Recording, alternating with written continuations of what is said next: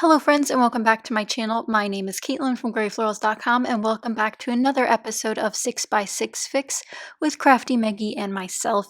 And if you guys are like us, you do have some 6x6 paper pads sitting in your stash that need to be used. And I'm going back to one of my tried and true methods of using 6x6 paper pads. And I'm essentially only using 6x6 paper pads for all of my layers on this page. And I think we often forget how we can actually stretch something that's not supposed to be 12 inches into a 12-inch piece. So today I'm going to share with you how you can make some illusion cuts happen with some pattern papers. Now I have several 6x6 paper pads pulled out for this, but what I do end up using is this Lawn Fawn one, which is this rainbow pack, and then I use two of the sheets from MFT, not the triangle one I've pulled out, but rather the chevron one. And with that, sometimes you don't even need two full sheets of 6x6 pattern paper left, because I know sometimes I use one for layering and I use one for something else and just have a cutoff. So if you're like me and have cutoffs, as long as you have one full 6x6 piece, you can still do amazing things. Sometimes all you need is a cutoff too, so you can really make it work. But at the beginning of this process, I showed you guys that I'm actually using a December Days Pink Fresh Studio paper, so Christmas paper for my background on this Disney layout. And as always, I'll have links down below for you guys to check out so you can see the rest of the 6x6 Fix playlist, as well as check out my Designing Disney playlist if you're interested in binging some Disney videos. But I'm actually finally using some of this Disney themed ephemera it's just been sitting there for years, and I pull from it every so often, but I wanted to focus on it for this page because of all the red and blue shades in this background paper. Now, a lot of the Simple Story sets and even the Echo Park sets of Disney ephemera have yellow in them, which I really didn't want to pull in because it's just another color in the color palette that's the traditional Disney primary colors that I didn't really want to pull into this page. Now you will see there are very, very small hints of yellow that pop up, but I kind of ignore them for the most part. I just say, pretend they're not there because they're not there in my book. So while I took two of the red rainbow papers from Lawn Fawn and spanned the total of my page to be 12 inches, I'm then going to change where my light blue paper is and show you guys how you can make some small cuts, and with simply just 4 or 5 inches of paper, you can make it look like it spans almost your entire page.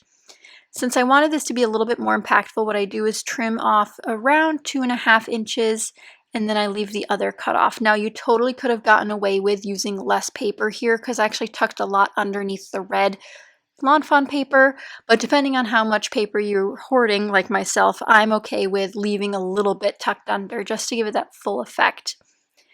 So since I have those two layers in place, now I can start working on where I want my photos. Now here I am picturing this cute Main Street banner on top of the photos. I think that is something a lot of people forget you can do.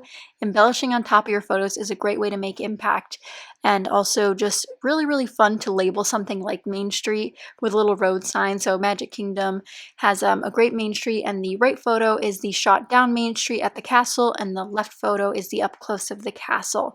So I do want to cover as many people's faces as I can that's in that right photo because it is kind of full of people, and I'm going to use those ephemera pieces that I pulled out from the Say Cheese collections to do so. So I have some tickets pulled out, that banner pulled out, which has a ton of beautiful gold foil on it. But before I finish embellishing, I'm going to pull out some of these fun embossed papers that are from my 6x6 stash.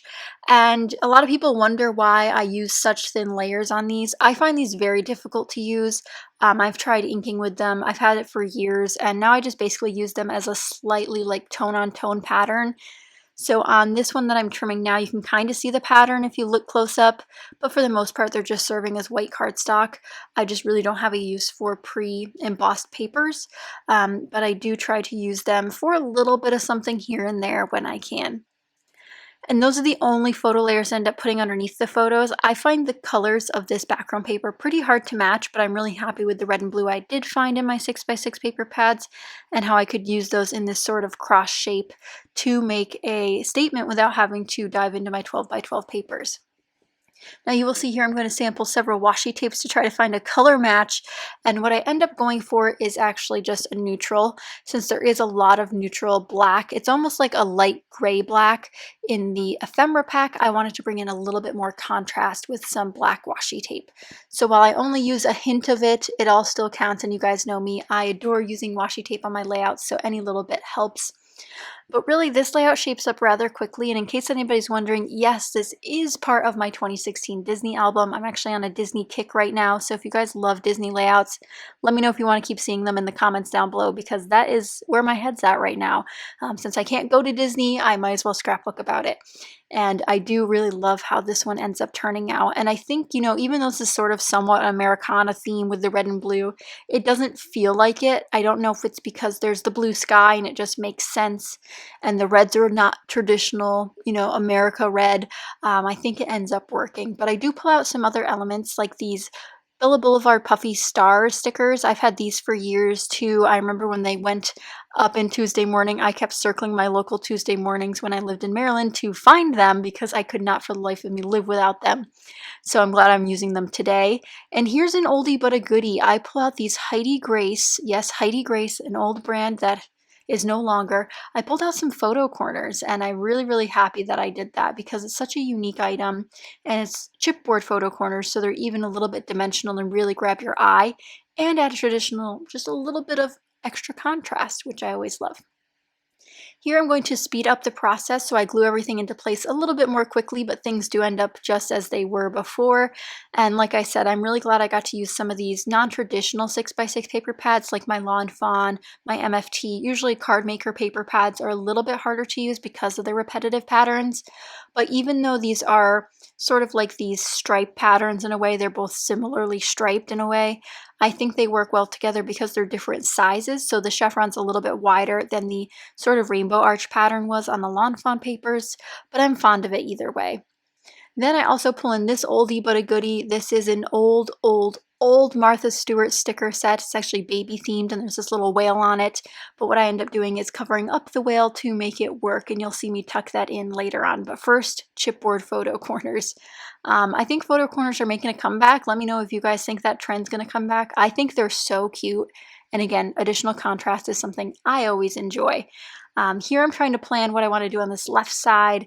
I end up building out another cluster here, which I didn't anticipate, but my title's going to go at the top. I pull out one of these wood veneer titles, which is actually in a inspiration station kit that I made of stuff I'm trying to use, or at least try to use a little bit of, and this was in there because I miss my wood veneer and I want to start using my wood veneer more. And this title fit the bill.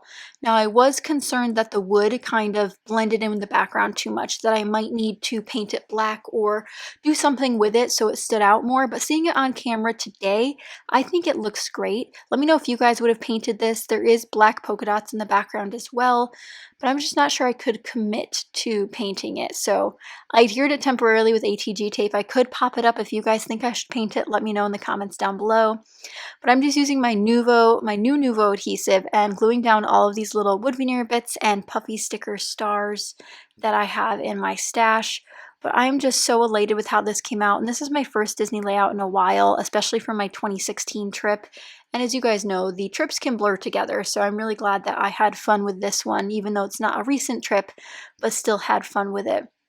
Now I'm going in with my Simple Stories clear stickers and adding some gold and some white and some black again, additional contrast, additional details.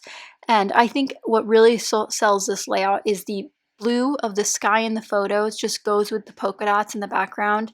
And it doesn't feel Americana to me at all. Let me know if it does to you guys, because I know from an outsider's perspective it might feel a little bit different. But I do look to my chipboard one more time to see if there's anything else I wanted to add. And although these red stars weren't a perfect match in terms of the polka dot color or the Lawn Fawn pattern paper color, I do end up going with them, and I still like how it turned out. But let me know what you guys think of this simple way to use 6x6 papers. Sometimes you don't even need a whole sheet.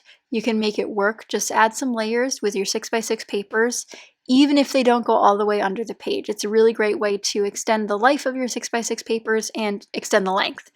But I hope you guys enjoyed this layout. I'm going to finish it off with some enamel dots. Luckily, I have these red and the perfect shade of blue from a Pink Fresh Studio set, unrelated to Holiday Vibes collection, but I'm really glad I got to use up that color because it was indeed a perfect match.